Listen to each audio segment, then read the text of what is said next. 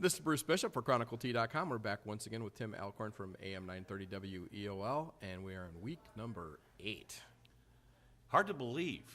We say that every week as we sit here ridiculous. at Smitty's. It's just ridiculous how, all the time that builds up to this, and then, boom, it's just over. Well, I think the weather has had something to do with that. I know we touched on that last week, Bruce. This incredible warm weather that we've had throughout the month of September and now into October, I think that's played into it. And the fact that the Indians are doing so very, very well, that just keeps people engaged and active. So, sure, it's all good stuff. Right. Here we are, week 8, those conference races starting to take shape. The playoff chase, as far as the computer points are concerned, you can really see that start to crystallize now. So a lot of good things are happening. Okay, so, all right, we'll go back. We'll start with last week. Good game for Midview. How about some other games? Fill us in here. Yeah, it was a big week 7 as far as some local teams were concerned. We had that Lorain-Sandusky game on WEOL, and boy, we had talked about this last week while we sat right here at Smitty's. Lorain going up to Sandusky to take on a Blue Streak team that had not lost a game. They were 6-0 on the year, and the Titans were 4-2 on the season, but they had won 4 in a row. Great comeback win by Dave McFarland's team. He made a quarterback switch in the fourth quarter when Lorain was trailing in the ball game. He went with Justin Sturgill, and Justin did a great job in leading Lorain from behind to overtake the Blue Streaks at their place and get a big win for the Titans. So we'll see if that can now propel them into this week's ball game against Maple Heights. But that was a huge win for Lorain High to send Sandusky to their first loss of the year. You mentioned Midview. They got a late goal line stand against Olmsted Falls to knock off the Bulldogs 28-21. They got another spectacular performance from Dustin Crum. He became their all-time leading rusher last week. I know we talked about that during the course of the taping right here at Smitty's, that he's the county's all-time leading passer. Well, now over at Midview, he's their all-time leading runner.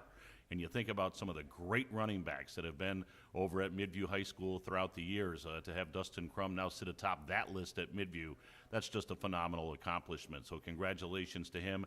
And again, that Midview defense, they did the job on that final stand to hold off Olmsted Falls. So a big win for the Middies, a terrific performance by Dustin Crum. So obviously some big Week 7 victories. Columbia got a nice win. They were able to stave off a pretty stubborn Clearview team. Brandon Coleman just had a huge night for the Columbia Raiders. He's only a sophomore.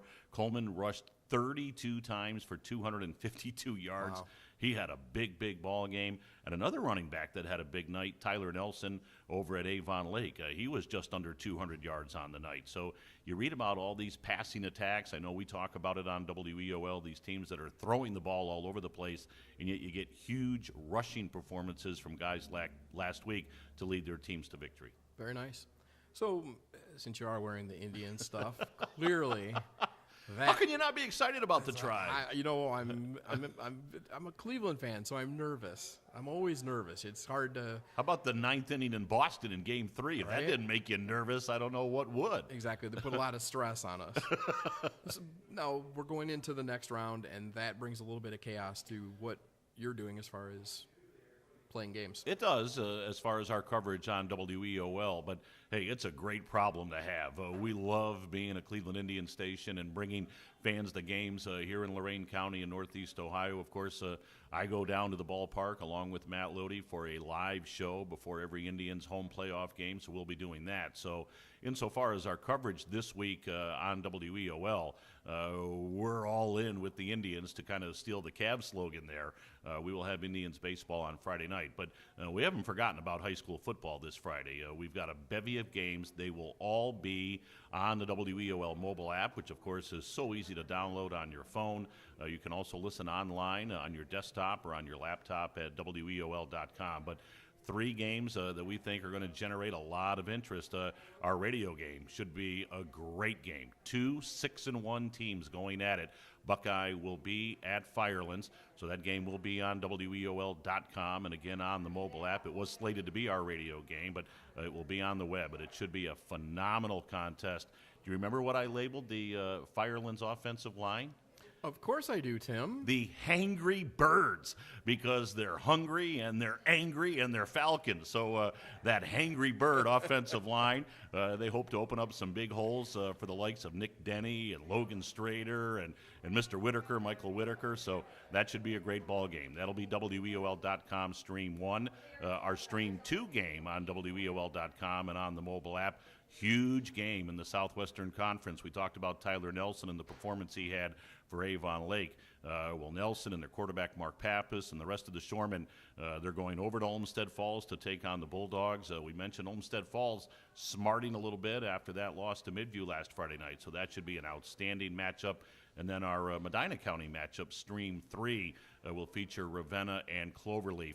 And, of course, Bruce, when you get into these Week 8, Week 9, Week 10 matchups, all eyes not only are on the games and on those particular contests, but a lot of eyes on those computer points as far as the computer playoffs are concerned. And so as you watch those scores and as you listen for the final scores, you take a look at joeidle.com. I know that's one that a lot of fans go to. Of course, the OHSAA releases the computer points as well. But, boy, there's several Lorain County teams right in the hunt vying for postseason berths. So Week 8, Week 9, Week 10, that makes it all the more interesting because you want to see who might be playing in Week 11 or Week 12 and beyond. Right.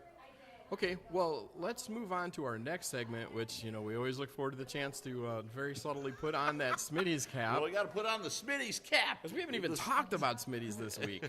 Like, people wouldn't even know we were here. Well, you talk about Indians baseball. Right. And watching the game. I mean, where else than Smitty's? I mean, you come down here on Friday night for Game 1 or Saturday for Game 2. This is a great place to watch the Indians, some of the fabulous food that's on the menu. So, yeah, come on down here to Smitty's and check out some Tribe playoff American League Championship Series action against Toronto. Great place to hang out and watch the games. Well, okay, now you gave your speaking of predictions, first of all, in our CT Pickett line. Go ahead, little brag. Go ahead. Week 7, and now I mentioned in the video last week, is this lucky 7? I may have been lucky. 15-0, Bruce. I didn't miss one. Well, with such great numbers, you must be in first place. No, that'd be a no. Todd Shapiro. Take him down. Just so you can take him down this week. I'm still 2 games behind Shapiro with 3 weeks left. So, I run the table last week. I go 15-0. That guy's still on top. But I'm closing the gap. I'm making my move. Just keep picking at him. Maybe this will be my rally cap. Exactly. I also got another prediction out of you from the Boston series. So let's talk about what's coming up and your prediction for this. Yeah, I sat here a week ago and I said Indians in 5, and I really believe that. I said call me a homer or an optimist, but I really believe that. I thought a short series would favor the Indians. I never thought they would sweep that series, but I'll go with the Indians again. Maybe I'm just now superstitious. If I pick them, they're going to win. And I think they can win it if it goes the distance. A 7-game series, it was so important for them to get home field advantage throughout the playoffs. And I think that'll be huge if they can get this thing back to Progressive Field for a Game 6 or a Game 7. So I'll go with the Indians in 7. Tribe in 7 over Toronto. A little more worried about it with the longer series this time? Yeah, I think a longer series can sometimes expose a team's weaknesses. Generally, the favored team will come out on top in a longer series, but there's something magical about this Indians team and this Indians season. And Tito Francona, boy, if he hasn't shown to the fans in Northeast Ohio that we probably have the best manager in baseball, I don't know what else will. So, absolutely, Tribe in 7. All right, sounds good. I'm going with it. All right, so we'll cross our fingers that the football schedule keeps getting messed up for a few more weeks, and life will be nice. But here's the thing you can do. Here's the really cool thing. Put the game on your television.